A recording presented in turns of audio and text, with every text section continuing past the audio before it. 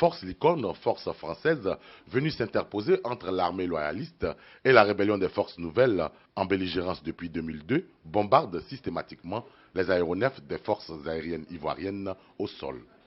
Un des rares hélicoptères à avoir échappé à la furie gauloise ramène les jeunes patriotes de San Pedro à Abidjan malgré les risques.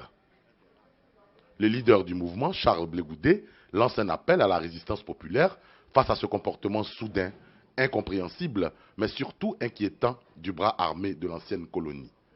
Je ne vous demande pas d'aller attaquer les pauvres Français, ce que je faisais à la raison, et qui n'ont certainement rien à voir avec cette situation. Je vous demande maintenant, si vous dormez, réveillez-vous. Si vous êtes en train de manger, arrêtez de manger. Levez-vous maintenant. Allez libérer l'aéroport de Côte d'Ivoire. Une question se pose à nous maintenant au stade où nous sommes.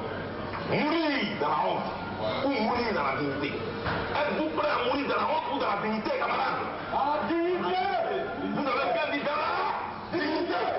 Tous à l'aéroport, tous au 43e dimanche. Nous ne sommes plus. Laissez les bus, tous dans les rues. J'appelle dès maintenant à une résistance populaire pour libérer la Côte d'Ivoire. La Côte d'Ivoire n'est pas un quartier de Paris. Je vous remercie. Que Dieu bénisse la Côte d'Ivoire. Nous avons le destin de la Côte d'Ivoire. Des dizaines de milliers d'Ivoiriens vont envahir les rues d'Abidjan, selon les instructions de la direction des jeunes patriotes. Et pendant 4 jours, des centaines d'entre eux paieront de leur sang cette audace.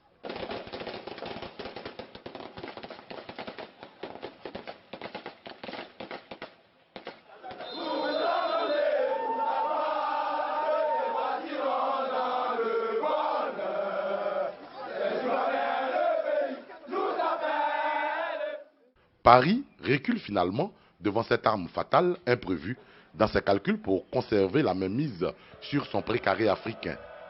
C'est le début d'un grand vent de changement dans les rapports France-Afrique.